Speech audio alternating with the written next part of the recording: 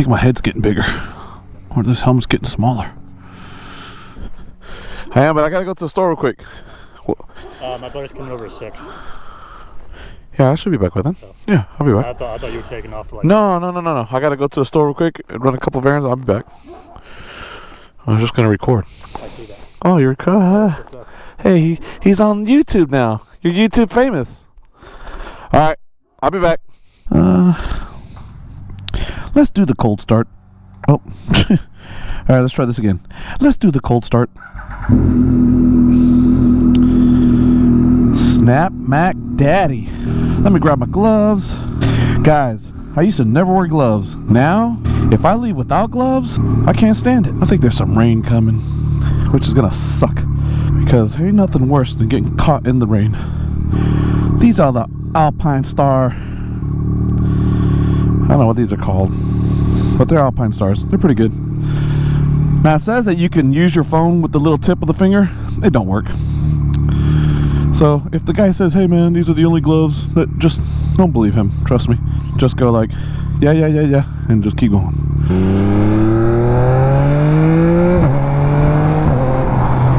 What's going on YouTube? Yamaha, welcome to the channel. And in today's episode, we are heading down to one of my favorite places to be, especially as of late. We're heading down to TST Industries. Yay! So Bart called me up. He wanted me to come down. I guess he needs a final measurement for the integrated taillight system, which we are all patiently waiting for. You and me both included, and everybody that watches the channel, plus a bazillion other people that do not watch my channel, which is cool, but we're all waiting for the integrated taillight system, which they are doing as of right now. And let me tell you, they are working day and night to get this thing accomplished. It is not an easy task to reverse engineer something from scratch and basically make it your own personalized item, which that's what they are doing. And honestly, it's gonna be amazing. So I hope you guys are patiently waiting.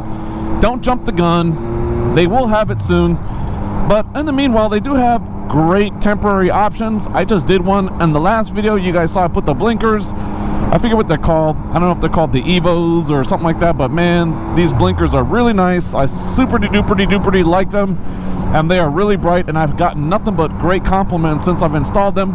But in this video, we're heading down there. He's gonna do a final measurement for the taillight. So stick around, stay tuned, and enjoy. If any of this content interests you, do me a huge favor. Don't forget to hit the like button. If you want, go ahead and subscribe to the channel and hit the bell notification to be notified of all new uploads. All right, guys, after being stuck about an hour in traffic for an 8-mile trip, we are finally getting here, so here it is. I know, don't block the drive. What's up? I'm gonna go this way because I'm pretty sure he wants me back here. Oh, snap. I hate this gravel. I always feel like I'm gonna fall.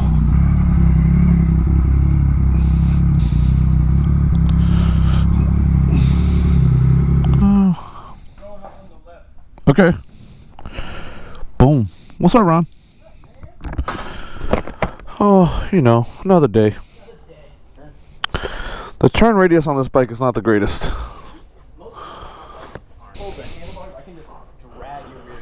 You think so? All right.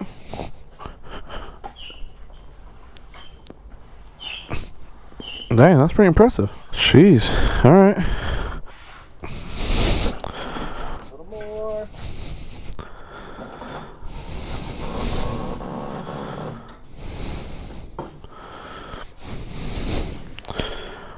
I need to put it in first gear? Yeah, they're all asking about the light. They want to know about the light. So everybody wants to know about the light. The phase that it's in right now is I have a reverse engineered file that I've actually prototyped, and now I need to fix that geometry so that it fits well in there, and then I'm going to strip it down to just bare bones, like just mounting features, and I'm going to design my part on it. When I designed the previous generation MT09 taillight, that was about a year when we launched. It was just over a year after the bike launched. And yes, people were getting impatient, but right now I've got a lot of projects. For many years, all the manufacturers were holding back. It was like nothing new really being launched. They refared some bikes, that's about it. Now all of a sudden you get all these different bikes, and like I'm juggling so many projects. Only so much I can do. No, for sure. You're Somebody definitely actually has to go through the design process. yeah, right? yeah. I mean, because I could think of 1,000 parts, but how to make a thought into something physical is two different things. So this part has to be reverse engineered so that we can actually pick up the same mounting components, mounting features, so it mounts into the bike properly, right? That's a whole lot of work. I'm past that point. I just have to fix some stuff on it.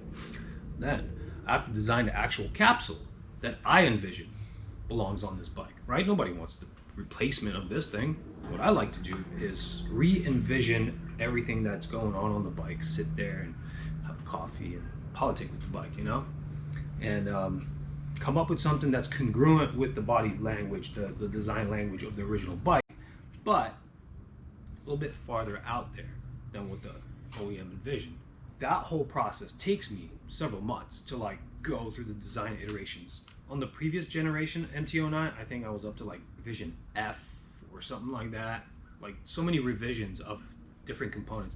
I still retain some of the 3D printed prototypes that I made. Some of them look like owl eyeballs and some of them look like sunglasses. Like what I envisioned when I actually brought it to reality, not look good, you know? Yeah. In concept, on my screen, it looked pretty bitchin', but once on the bike, I was like, was I drinking or something? Did I have a bad night's sleep when I conceptualized this? I don't know. Yeah. So that takes several iterations to bring it to what I like to call a proper looking taillight. Then, okay, so now I've committed to the geometry, right?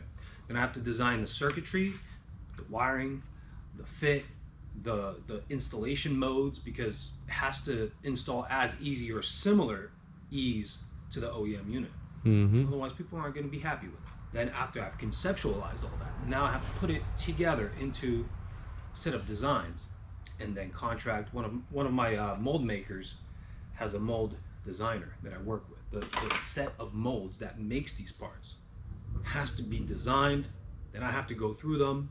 I have to make changes based on what I see. Sometimes they're good to go, but typically on a light like this, we'll do 3 to 4 separate molds, giant blocks of steel with hundreds of moving parts inside. And you know, you want to be able to liquefy plastic, shoot it in, get optical clarity, get perfect geometry so everything fits together, accepts the circuit boards, and it gets pretty spun out there, you know?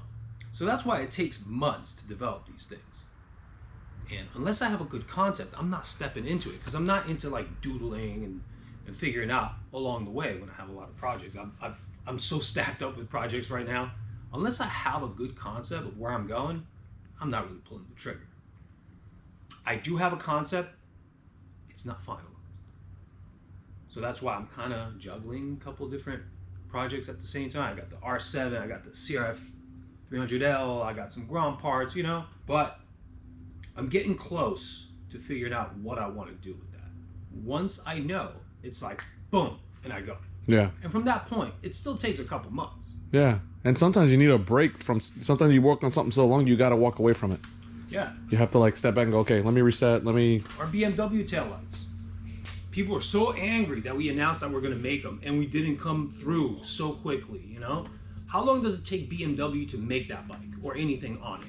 It takes years. I don't know why people get impatient with us. Yeah.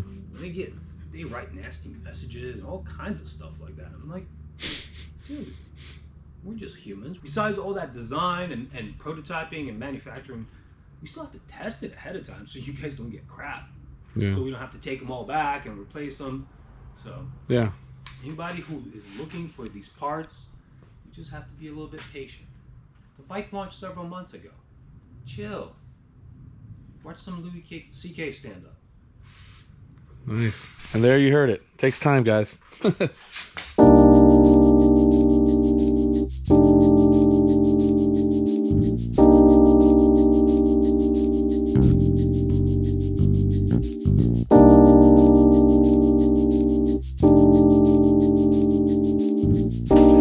is the first time I've seen this bike in person.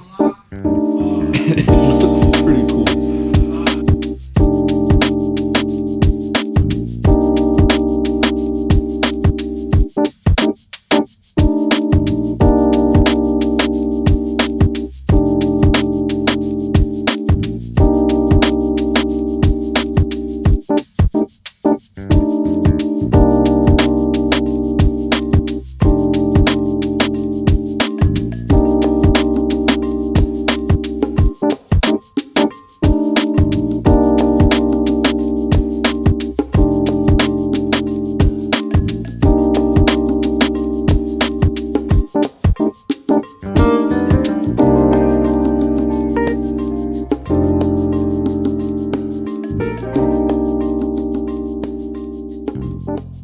All right, guys. So there you go. Another day with TST Industries. Got to hang out with Bart, get some insight on some ideas that he's working on. Also, his explanation on how the integrated taillight system works. I mean, dang, you know, we just think it's a piece of plastic that lights up, and there's so much innovation involved in making those parts that we pretty much take for granted. So I'm glad that he was able to explain it. And trust me, I don't think it's that they are not wanting it out already. It's that, you know, obviously, guys, they do things with taste and class, so they want that product to be really set and to perfection, so that way us as the consumer, once we get that part, we are super happy and excited with the way it looks. So kudos to Bart and Mark and the guys for doing such a great job.